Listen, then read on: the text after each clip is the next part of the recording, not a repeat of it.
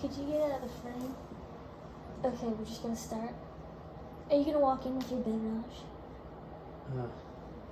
What the? I didn't realize it was starting. We're starting. Oh, you got your notes? Oh, yeah. My notes. Maybe I should turn the heater off. What? Well, we don't normally do this kind of thing, but we figured, we told you this. We've actually been wanting to do this for a really long time, like longer than just a couple weeks. Yeah. Probably for like a year, but we were too scared. We thought we could never do it, or we didn't know where to start and all that kind of stuff. So what we're talking about, which we haven't really said, was we wanted to kind of walk you guys along the start of our journey of just like our infertility, but even just kind of before that, it's like who we are and how we met and stuff like that. First of all, our names are Dane and Katie.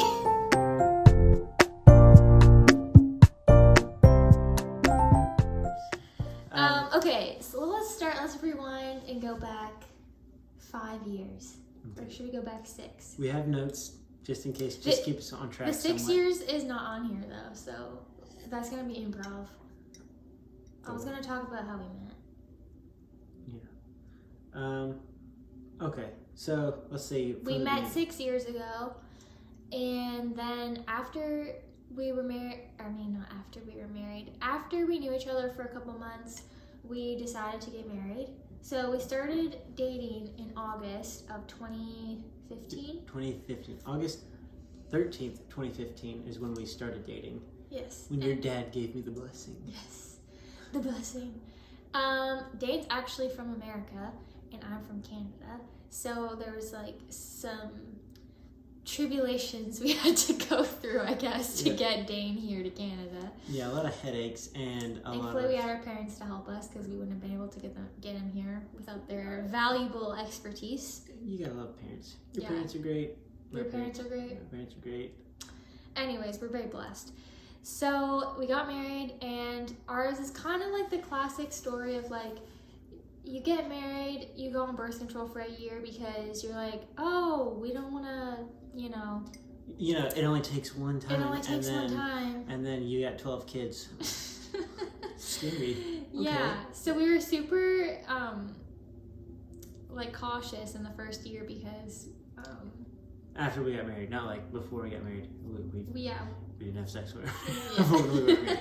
But, yeah, like, even when we were married, like, Katie made sure she was on birth control and all of this kind of stuff, and because we were trying to be like financially wise, we were still in school, so we didn't have a lot of money, and we were like, okay, we'll just be on birth control. We were actually going to be on birth control a lot longer than a year, but I'd actually had a lot of issues with being on birth control.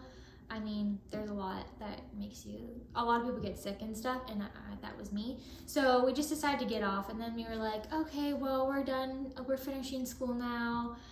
We want to be pregnant next month. Like, yeah, we go off birth control. We'll get pregnant immediately. We're getting ahead of ourselves, though. So when we got married, we got married in South Carolina, so my family could be there. Most of my family, because they don't get passports down there. It's fine, guys. But Katie's family, most of her family that was able to come, they had passports and everything. And we had the wedding, and then my family, their wedding gift was basically sending us on a honeymoon. So we went to Gatlinburg, Tennessee. Oh yeah, I'm wearing the shirt. That's a coincidence. Smoky Mountains. That's funny. Yeah, didn't. Good choice. Yeah. So we went there, and that was fun and everything, and we got the. I'm confused how this plays into our story. Because I mean, it was a great trip. Because even before that, like when we were dating, we were talking about like how we wanted, a family and stuff like that. We talked about stuff like that, but we didn't like we kind of had in our minds like how it was gonna go. Like we want I can remember the combination of children. Oh my gosh! Like before we were married, and even a couple years into our marriage, we decided the gender of our kids. We decided how many and what month they were going to arrive. What they look like. Oh man. Yeah. So pretty, in my mind, like I can be a very visionary. Not vision. I was gonna say controlling. Not controlling, but just like I like to plan things out, and I just wanted to make sure that okay, the kid came at this time because we're finished school at this time. You're very organized and structured person. Yeah, so I'm always like researching things and making sure that this is happening. Or, anyways, that'll come later. I researched a lot about infertility, but basically. What we're trying to say is we've always wanted kids ever since I was a little girl. I just wanted to be a wife and a mother. And so I guess when we got married, I think we envisioned our chapter kind of opening just with us for a little couple pages, and then once you get married, it's like okay, you get married, and then shortly after, usually the time that we decide is it's like okay, let's start having kids type of thing, because how hard could it be? And so that's where we started realizing after you I think you even missed like your birth control like one time or something at one point. And we were like, oh no, we're pregnant, not because we didn't want kids, but because it didn't fit into our neat little timeline of what we wanted. Well, and we had no money and no life experience, so we're like, so that kind of freaked us out to like, wait, are we pregnant? Because that could stir a lot of things that we just weren't prepared for. Not that it would have been that we would have regretted being pregnant, but it would have been. It's just funny how you like think that it's all on you to like get pregnant. It's just this whole story just proves that we're not in control. Yeah. Okay, so 2016 we were married. Yeah. Went on birth control for 1 year. And then stopped May 2017. Tried to get pregnant. Okay, yeah. So we stopped the birth control medication, all that kind of stuff in May, and then 2017, and then tried to get pregnant that summer. I think this is when we're like, okay, this is it. Like we're gonna be parents. Okay. So side note. I did not know anything about pregnancy tests. Like, I remember I took my first pregnancy test like 2 days after we, I just thought that you get pregnant that fast and that a pregnancy test would just show up positive 2 days later. Remember? I used to I don't go to Walmart and I think I'm pregnant, I gotta get a pregnancy test. So I wouldn't even take them. It says the early response ones are you can know 7 days before, but I was like, oh, I can know 10 days before, or what's that? The night after. Yeah. What is? I'd be up at 6 in the morning taking your pregnancy test. Oh man, that doesn't work. Just a little FYI, if you're me right now in your situation. Yeah, we didn't know all of the ins and outs of how it worked. The medical stuff of that, or whatever you call it. So we wasted a lot of money on pregnancy tests. So just wait until your period comes or doesn't come. That's apparently you're supposed to a week after your period doesn't come, then you take one, not 48 hours after you have sex. Yeah.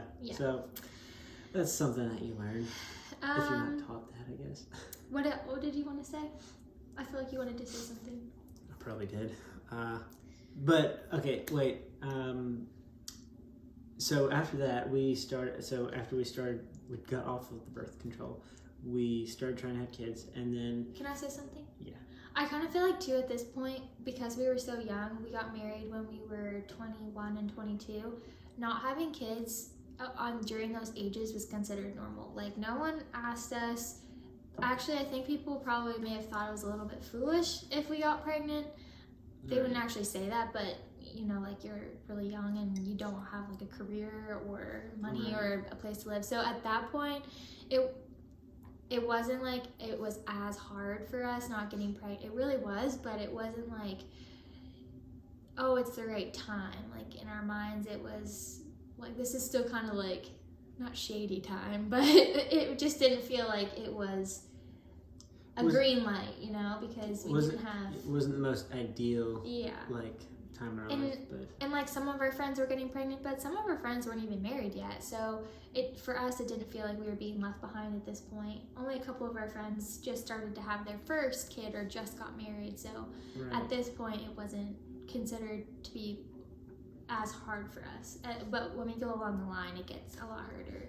Mm-hmm. Yeah, because we were, I'm trying to remember, we're out of a few of our friends at the time, I think we were one of the first couples to get married. And so I guess in our minds, in the back of our minds, we just thought that, okay, I guess we're going to be the first set of parents or something. Yeah. And like my sister-in-law, like she had just had her first, and then our other sister-in-law just had her first, and so it was like, okay, ours will follow shortly after, kind of thing. And our friends too, like just started, either just had their first or were just getting pregnant, like I said. So it wasn't completely weird. So when we were trying for 2 years on our own, that was my next point. We tried for 2 years on our own. We actually went to the doctor, and the doctor had said like, okay, it's actually considered not normal after a year of trying on your own. But in our minds, because we were so young, we were just like, okay, well, it is what it is. Like, we have time on our side. And she did say she would refer us to a fertility doctor at that time. I think it was halfway, maybe in between that point. But I remember being freaked out by that because I was like, a fertility clinic. Like, yeah, what year was this? It was in between those 2 years. Like, I think it was between 2017 and 2019? Yeah, somewhere along that line, she had said, like, we can refer you. This isn't really normal. Was this so we had to wait a certain time of us not getting pregnant? Or no, and we had to take all the tests? No, in like the world's mind, like, you need to wait a year and try on your own. Oh. And we had kind of waited longer than that, but somewhere in the middle, she had said, like, we could go for one fertility, and we were like, no. And then I remember, like, a couple months later, we went back and we were like, yeah, okay, we'll do the testing, I guess, just the preliminary testing, because to see if there's anything wrong on my side or on Katie's side. And they have like a bunch of tests for trying to pinpoint that. And so we went through that. So that was, this kind of feels a little bit blurry, but it was 2019, I believe, when we did all the tests. So we did a sperm function test, and it came back normal. Yeah, like they said, the swimmers were fine, basically. Yeah, they basically just see like their mobility and their motility, something like that. Something like that, yeah. And all the numbers were completely fine, textbook normal. They did a... So then you automatically think like, oh, it's me. It's like, oh well, like if it's not that, that's the only part that the guy contributes, right? Yeah. And then so you automatically think, I don't know if you started feeling like, oh no, like it's me and stuff like that. But so we got the test. What kind of test you wrote down? Like some of the tests that you had? I don't know if I'm even saying this right. Sonohistogram. So basically, they're taking like a saltwater solution and they're putting it in your fallopian tubes, and it like making sure that it's actually kind of uncomfortable. It's actually painful. I did not enjoy it. It sounds uncomfortable. Yeah. And basically, it's a dye that they insert to make sure like the fallopian tubes are actually open, because if there's blocks and stuff, it could be like, I guess, signs of issues or whatever. But that came back completely normal. And then from that point, they were like, okay, we're gonna get... Sorry. Is this after they gave us all the tests, or they gave us something else? Well, they gave us something else. They had us do just normal cycle monitoring. So we just went in like every other day, got my blood work taken to see if my numbers were normal, and to see if I ovulated on my own, which I did. And we're starting to check off all the boxes, like, okay, like this is fine, this is fine. And we actually thought that the cycle monitoring, where you go in and they check everything, and they tell you like, have sex now, like have sex today or tomorrow, based off your numbers. We thought we were going to get pregnant then because somebody was telling us, whereas before we had been just using the OPK tests that are the ovulation predictor kits. The smiley face tests, I don't know, which are so hard to use. For some people they work, but for us, I don't know what is up. I don't even know if we were doing it right. Yeah.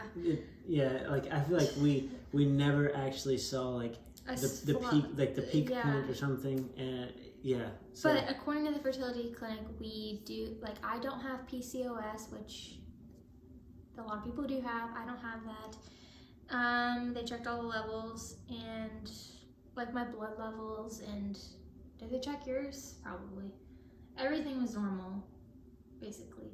And so then we decided to take a break. We're like, okay, well, in 2019, we're like, if everything is normal, then we should be able to get pregnant on our own. And they presented us all the options. They're like, you can do IVF, IUIs, and we were just kind of nervous at that point, I think, and we backed out completely. We didn't, I don't think at that time we had any clue like what those things were, and until we started looking into them ourselves, and we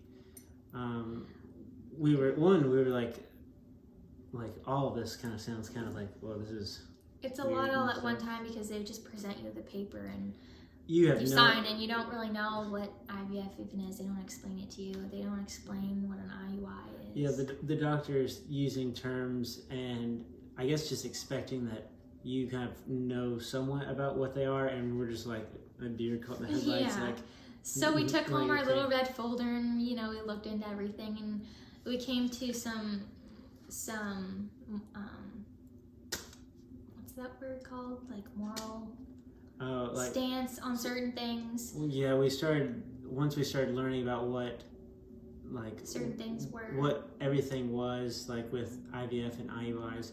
We started from our worldview, we're Christians, and we're trying to weigh okay, does this line up with what we believe, and for us, we understand that people do IVF, and that's people do it, and that's okay. But for us, we just didn't have peace about it. But we understand that that's not everyone's story. But anyways, I think we did. After that, we had decided to try the IUI, which means no, we didn't try to do that. No, but we stopped for a full year and tried to. And this is 2019 still. Yeah, we were like, that's a lot, all too long, all too much, all too fast. Right. We didn't actually do anything. We just completely stopped and just tried at home. Because we were told that everything was fine, so we felt like we didn't need to do anything. Right, and then it was after how long we. So then we went back. So we tried for a year in 2019, then went back 2020 to do an IUI. Okay, I feel like you're confused. I'm trying to There was at one point when the doctor just gave us our diagnosis, and that was after the IUI. Yeah. Oh, okay, so. All the numbers were checked. There didn't seem to be anything wrong with me. There didn't seem anything wrong with you. So they kind of sent us our way, and we decided to try, continue trying. Okay, then it must be a timing thing or whatever. Yeah. So then this is when I started doing my research on Google. Is this a symptom of pregnancy? Am I pregnant now? When should I have sex? Looking into all the signs and making sure I take all my vitamins, and I remember kind of going into control mode a little bit of just being I can do this on my own kind of thing. Yeah, if I organize things and structure things just right. Yeah, I see it as kind of a puzzle piece of I must be missing a certain puzzle piece in order to create it. I don't know. That's just my personality type, which is not healthy, and especially when you're not in control of your life. Yeah, and Googling symptoms, I found after we looked up signs for someone's period's coming, and signs for this is what I experienced when I was pregnant. I feel they're the exact same. I feel a lot of the things kind of just overlapped. Yeah. And I'm okay, well, this isn't helpful at all. Bloating is a sign of pregnancy, and it's also a sign of PMS and nausea. Or cramping. Is this implantation? Or is this? I tortured myself by looking into all that. I don't do that anymore because it doesn't work. The one sign that you could be pregnant is okay, your period has not come. Like that. You'll find out soon. That seems like a pretty good start at least. But yeah. Like there was a lot of confusion with that, and we just kind of psyched ourselves out and got our hopes up, and then every cycle felt like. Yeah. Yeah, we should talk about that. What every cycle felt like when we don't get pregnant. Well. What it feels like. You get on this like kind of high, I don't know. I don't want to speak for you because I'm very optimistic and I'm like, this could work. And I'm like, yeah, this is going to be good and everything. And we start like, I just go in my mind like, surely this will work. And then everything will be great and happy and Katie be happy and I'll be happy and all this kind of stuff. No, like we're not unhappy. Like, no, I'm not unhappy we're happy. But I'm just saying like the happy and joy of being a parent and stuff and having a baby. And we get to that point and then it's a negative. But it's not like you ever lost something. You like lost a dream. Yeah, like you have this idea of what it'll be like being parents and so like all of that completely goes away whenever your period comes. So it's like this emotional thing because a lot of people don't understand with infertility. It's like you're month after month after month just like craving this thing that you can never get, and you envision like this life, and then whenever you get your period it completely just like disappears. Yeah, it just like it just sticks with you every cycle. It's like a little voice in the back of your head like it's gonna work or it's not gonna work or whatever it may be.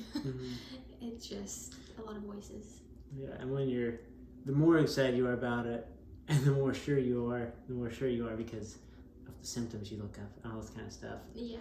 You get really high hopes, and then it happens, and it just brings you even lower, and then you're like, are we ever gonna get pregnant? I feel like our bathroom has turned into like somewhat of a war zone mentally and spiritually and emotionally because like in the bathroom obviously you're dealing with your period coming and once you get it. So I leave notes for myself to remind me of truth and stuff too, because it's so difficult. Like when you're thinking it's gonna work and it doesn't. So just to get your mind right when it happens, but we definitely don't get that right every time. Because there's definitely months where I would just like cry and cry and cry and cry and cry.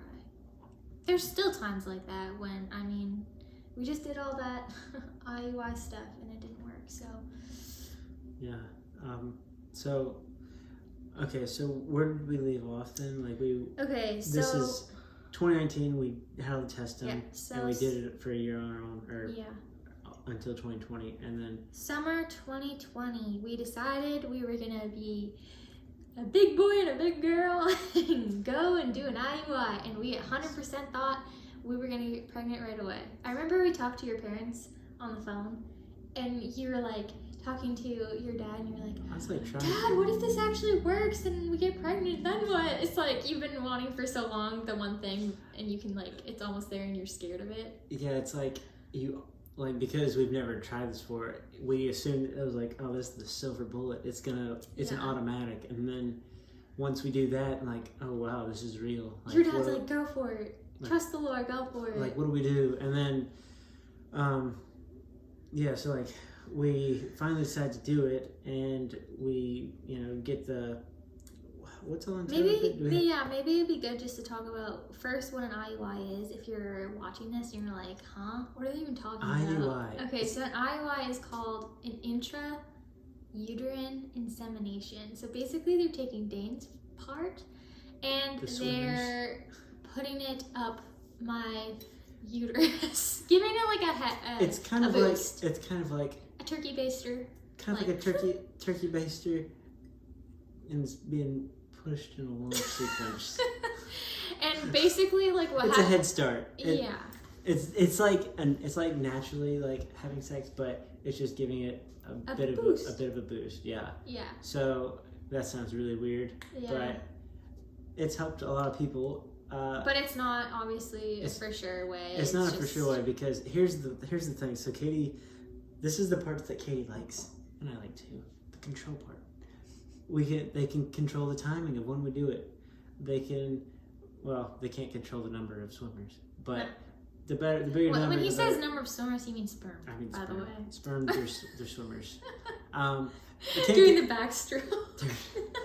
Yeah, so we can't control the number, but if you have a higher number, it's better. And then, anyways, then they on the IOI day they actually like give them like they the take head out all start. the bad ones and then they like leave all the good ones. It's called washing. Yeah. I don't know what that means. Having like a bath. And somehow they estimate the number of a sample, and then IUI day they take the syringe or the turkey baster, and then 1, 2, 3 they do it, and then that's basically it. That's all the control that we have, and then before that happens, you go in for monitoring and like they check your levels, and it's not so much controlled as it is monitored.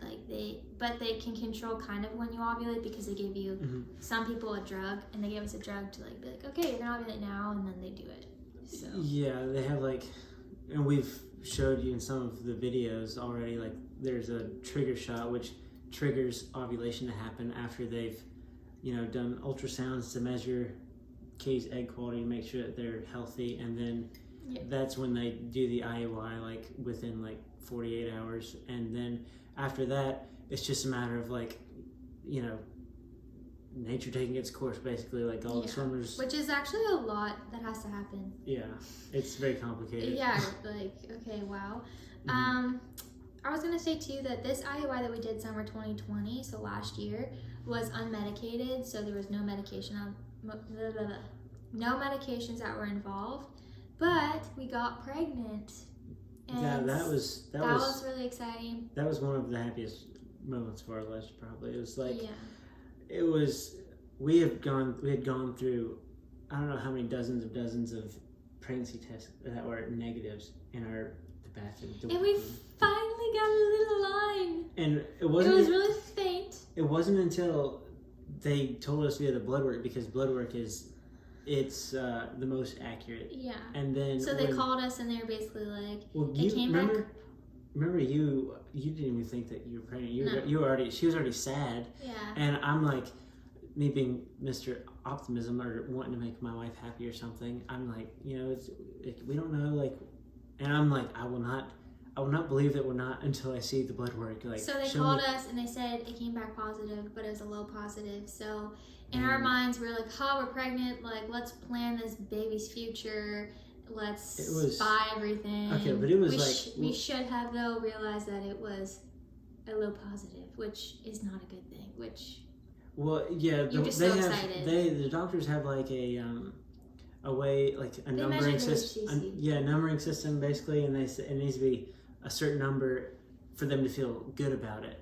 And it was like they didn't feel good. It was like extremely low, but it was a positive, and we were shocked because you're like, what? And you started freaking out, like, I need to start. I was like, I need to eat an apple. Yeah, I need to start eating veggies or something, like drinking water. Like, we were freaking out. We like ran home basically, and we're super excited. And the one thing that we found out about it was like, wow, like we can't get pregnant. Katie can get pregnant, and like this can work. And then it was like within 24 hours. I can't remember.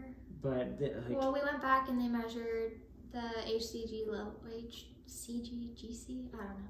They measured those levels, the pregnancy hormone levels, and they were dropping, and then blood started to come, obviously, and I'll spare you the details, but we did end up miscarrying that baby.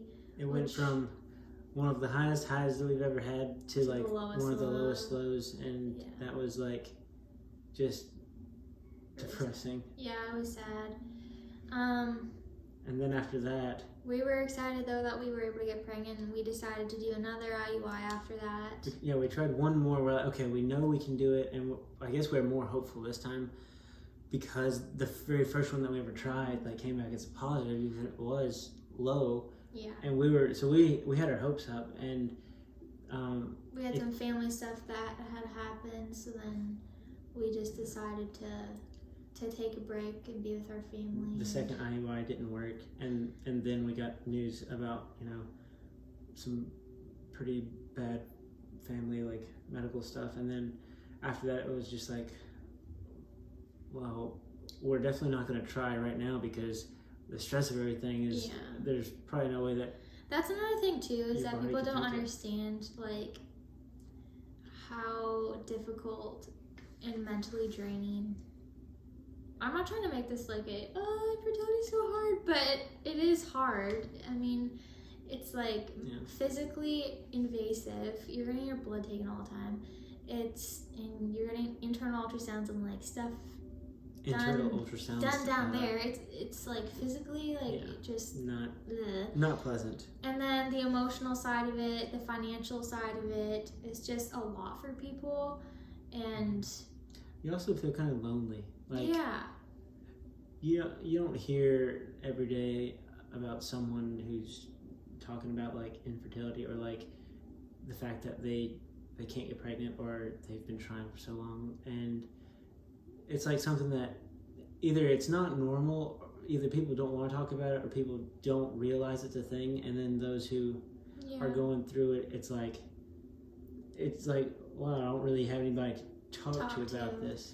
And I think too, sometimes, I'm not saying this about everybody, but sometimes I think people just assume that if you don't have kids it's because you don't want to or you're waiting, which is not true. After like the 3-year, 4-year mark of us being married, you start hearing comments like, "What's taking so long? Like, when are you guys gonna decide to have kids?" I'm like, well, we've decided. We're just, I guess, waiting on God.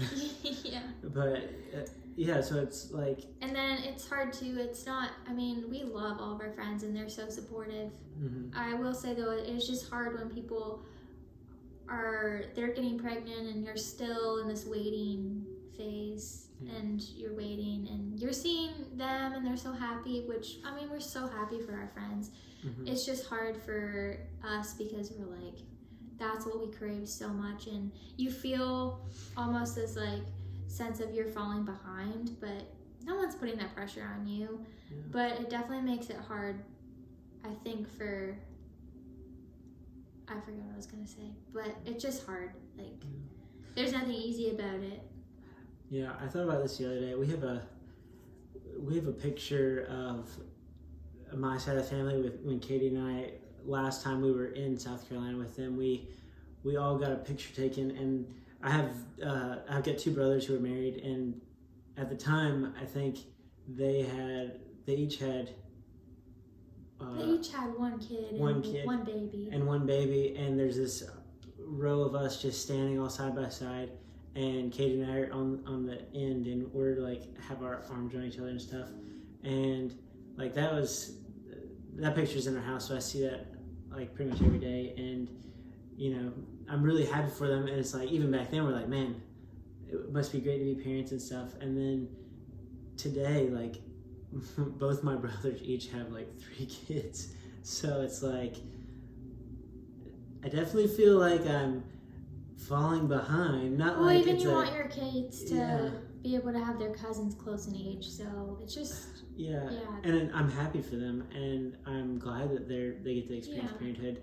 It's just like that subconscious thing, like, man, it seems like the gap is getting wider. One, to have like those cousins that are around the same age, but also like are we ever going to get to be parents ourselves?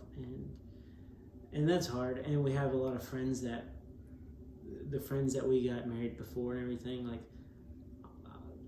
a good majority of them are all parents now. And which we're happy about. And again, it's just infertility is hard and lonely, and it's not. That's all I want to say. It's just hard. And I'm not like, we're not upset with any of them at all. Like, we are like, they're still our friends, and we're super thankful that they're able to have kids and stuff like that. It's just it's a weird and confusing like emotion of like, man, I'm really happy for them.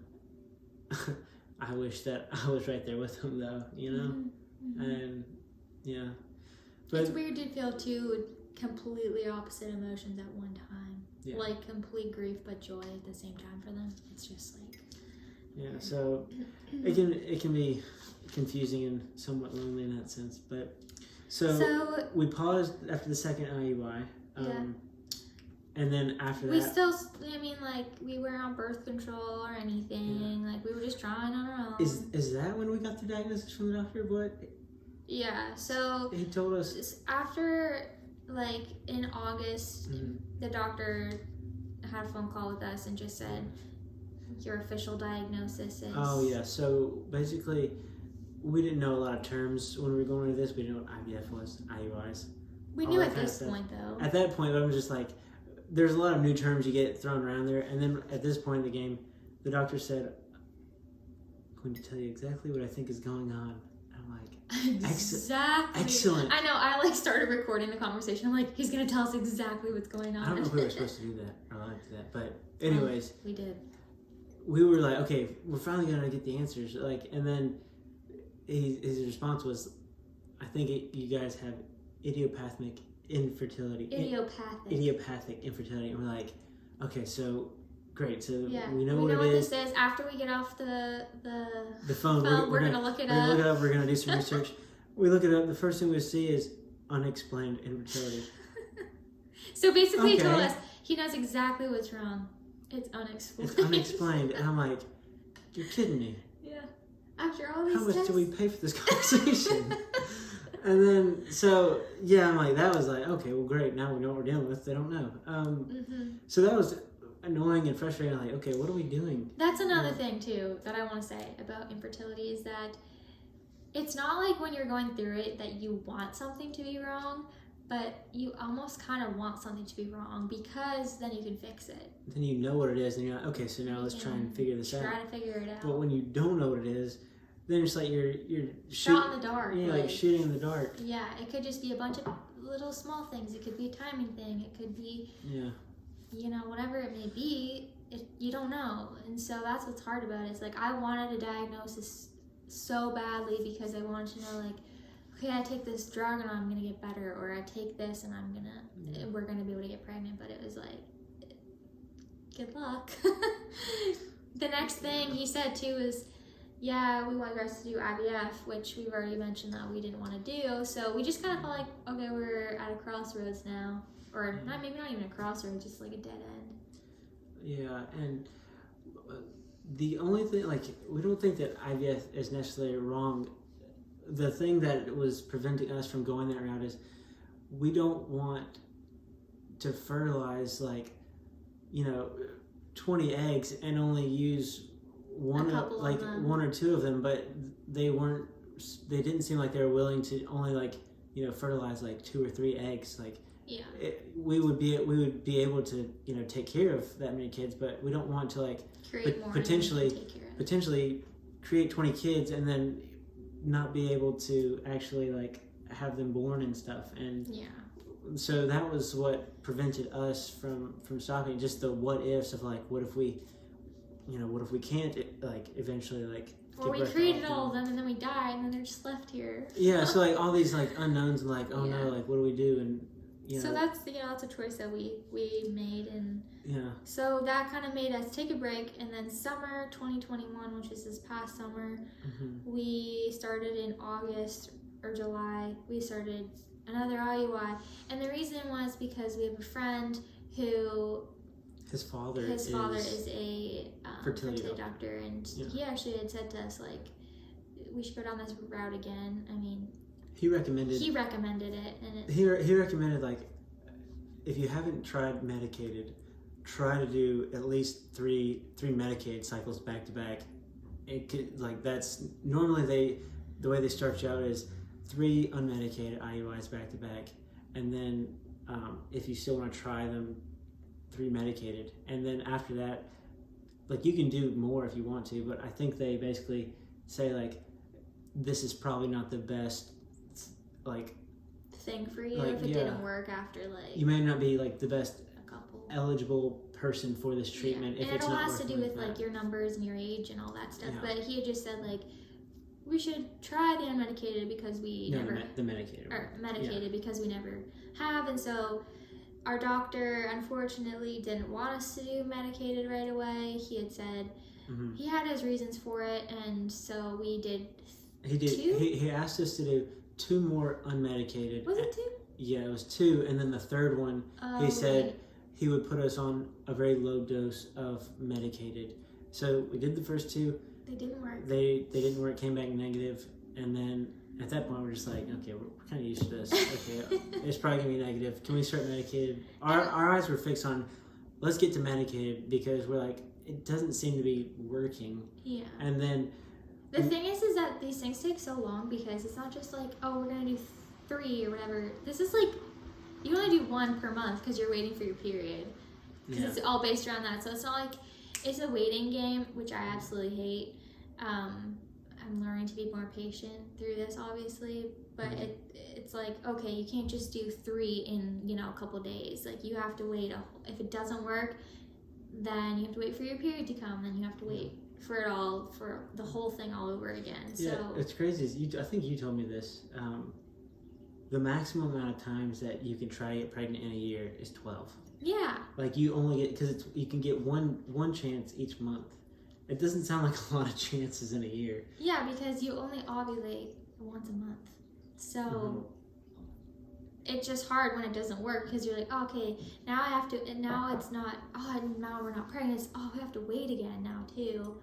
And sometimes if your period doesn't come, then it just makes the whole process longer and everything. So anyways, so basically in the here and now, we are on our 4th. So we did the, the 2 unmedicated and then the 1 medicated that we were really hoping for, and that didn't work. And then we started, so that's 1, 2, 3, 4, 5, 6. Yeah, okay, so now we're on our 6th one currently, and that's another. But that's like medicated. factored in all the other ones we said before. Yeah, total, like this is like the 6th one that we've done since we've started them. This is the 4th one back to back though. Yeah, and the there's 2nd medicated.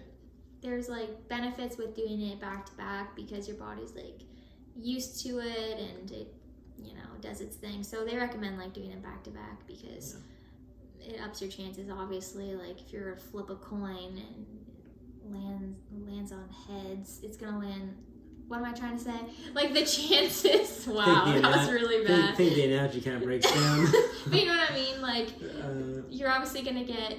The more you do it, the more times you flip the coin, the more you're gonna land. It's not like a fixed science. They're saying the more you try, like the more likely it is that you'll get it. But yeah, that was helpful. Okay.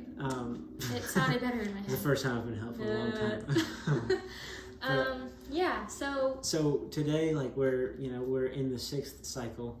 But we wanted to sit down and talk through. At least like it's like this is kind of. I don't know how long this video's been. I can't see the screen, but we're trying to give like a snapshot of like the big picture of what Katie and I's life together have been like. So it's been about 4.5 years, I think, of us trying. Yeah, this is crazy how because you told me before we started recording, like we got married when we were both 21, and then went to the fertility clinic when I was 23. 23. Now I'm 26. So that's 3 years just at the fertility clinic and then trying on our own. Yeah, it just feels like, man, that's a long time to be trying and like not like kind of see any fruit from it, Yeah. But we wait and we're trusting the Lord in His perfect timing. Not to say that this is not one of the hardest things we've ever been through because it sucks. This sucks. It sucks. So yeah, I feel like we could probably end it here. Yeah, I think we're caught up to speed. Like we're, hopefully that this cycle's the one. But we'll try and keep our hopes up and not be too pessimistic. Pessimistic. Yeah. No, pessimistic. Pessimistic. Not pesta. Pesta. Like pesta. Like pests. Don't be a pest. It's pesta. Don't be a pest. Pessimistic. I'm pretty sure. I don't know. Although pessimistic would make more sense because pests are being annoying. If it's not pests, then I've been saying it all my entire life. Well, you say a lot of things wrong. Yeah. Okay. Well, that's enough. This has been Dane and Katie in real life and infertility. Thanks for watching, guys. Thanks for journeying with us. Yeah. See ya. All right. Bye.